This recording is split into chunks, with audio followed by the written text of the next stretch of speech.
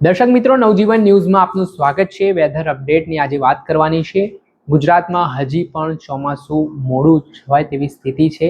હજી હવામાન વિભાગ દ્વારા સત્તાવાર ચોમાસાને લઈને જાહેરાત કરવામાં નથી આવી, પરંતુ આ નવરાત્રિનું ચોમાસું કહેવામાં આવે છે।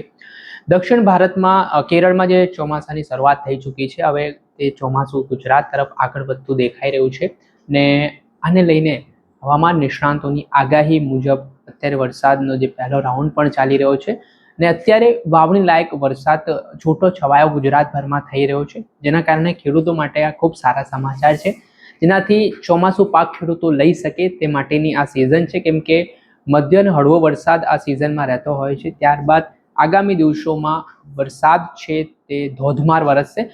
અત્યારે વર્તમાન સ્થિતિ આપણે વિન્ડી મેપના માધ્યમથી સમજવાનો પ્રયાસ કરીશું કે ક્યાં શું સ્થિતિ છે ગુજરાતમાં। તો સૌપ્રથમ આપણે આ જે નકશો તમને હું બતાવી રહ્યો છું, આ ગુજરાતનો મેપ છે કે અત્યારે જે સ્થિતિ વાદળી કલરનો તમને દેખાય છે એ ગીર સોમનાથ વેરાવળ બાજુ હાલ વરસાદી માહોલ જોવા મળી રહ્યો છે, એટલે વાદળછાયું વાતાવરણ છે। ત્યારબાદ દક્ષિણ ગુજરાતમાં જોઈએ તો દક્ષિણ ગુજરાતમાં અત્યારે જે વાપી વલસાડનો વિસ્તાર છે ત્યાં અત્યારે વાદળછાયું વાતાવરણ છે। કચ્છ બાજુ ભુજમાં થોડુંક વરસાદ જોવા મળી રહ્યો છે બ્લુ બ્લુ। ત્યાર પછી આજે ઉત્તર ગુજરાતની વાત કરીએ તો ત્યાં અત્યારે સ્થિતિ સામાન્ય છે, ત્યાં વરસાદ જેવું કોઈ પણ એંધાણ નથી। પછી મધ્ય ગુજરાતની વાત કરી લઈએ તો મધ્ય ગુજરાતમાં પણ અમદાવાદ હોય, ગોધરા હોય, ત્યાં પણ સિચ્યુએશન અત્યારે શાંત છે। વાદળછાયું વાતાવરણ એટલે વાતાવરણમાં પલટો આવે છે પણ વરસાદ નથી વરસી રહ્યો। 2 વાગ્યા સુધીની આપણે વાત કરી રહ્યા છે। હવે 4 વાગે જોઈએ તો 4 વાગ્યાની સ્થિતિ બદલાય છે થોડી ઘણી। જુનાગઢ બાજુ છે ત્યાં વરસાદી માહોલ બને છે, ત્યાર પછી જામનગર બાજુ થોડો ઘણો વરસાદી માહોલ ઊભો થાય છે।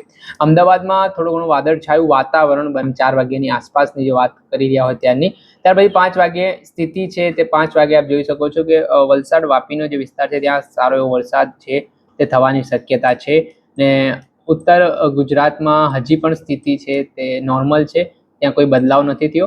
ને 7 વાગે રાતની વાત કરીએ એટલે 2 કલાકનો જે સમયગાળો આપણે પસાર કરીએ તો પણ સિસ્ટમ છે તે અત્યારે નિષ્ક્રિય થઈ ગઈ છે। અહીંયાથી જુનાગઢ વેરાવળના જે ભાગ છે, ભાવનગર મહુવાનો ભાગ છે, ત્યાં સિસ્ટમ નિષ્ક્રિય થઈ ગઈ છે ને આ સિસ્ટમ છે તે બોટાદ તરફ ફંટાઈ છે, થોડીક વરસાદી માહોલ તે બોટાદ તરફ છે તે જોવા મળ્યો છે।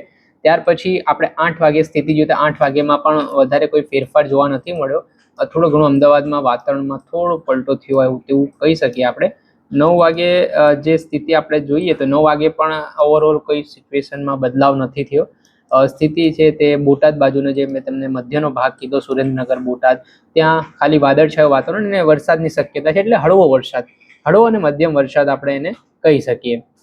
ત્યાર પછી 10 વાગે જોઈએ તો 10 વાગે ઓવરઓલ સિચ્યુએશન છે તે એકદમ શાંત પડી જાય છે, ક્યાં પણ ગુજરાતભરમાં વરસાદની કોઈ પણ સિસ્ટમ છે તે સક્રિય નથી થઈ ને હાલમાં જે પરિસ્થિતિ છે તેમાં હવામાન નિષ્ણાંત પરેશ ગોસ્વામીના જે આગાહી મુજબની વાત કરીએ તો વરસાદનો પહેલા રાઉન્ડની શરૂઆત થઈ ચૂકી છે ને હવેથી જે વરસાદનો રાઉન્ડ થવાનો છે તે ધોધમાર વરસાદ વરસી શકે છે ને અત્યારે વાવણી લાયક વરસાદ છે તે વરસી રહ્યો છે। તેમાં દક્ષિણ ગુજરાત હોય, સૌરાષ્ટ્રના કેટલાક જિલ્લાઓ હોય, ત્યારે આમાં અરબી સમુદ્રમાં પણ સિસ્ટમ છે તે સક્રિય થઈ છે ને આ સિસ્ટમ સક્રિય થવાના કારણે હવે આ જે દરિયા કિનારાથી અડીને આવેલા જિલ્લાઓ છે તેના પર તેની અસર હશે ને ત્યાર પછી આગામી દિવસોમાં જેમ જેમ ચોમાસું નજદીક ગુજરાતમાં આવશે તેમ તેમ સારો એવો વરસાદ છે તે ગુજરાતમાં વરસશે।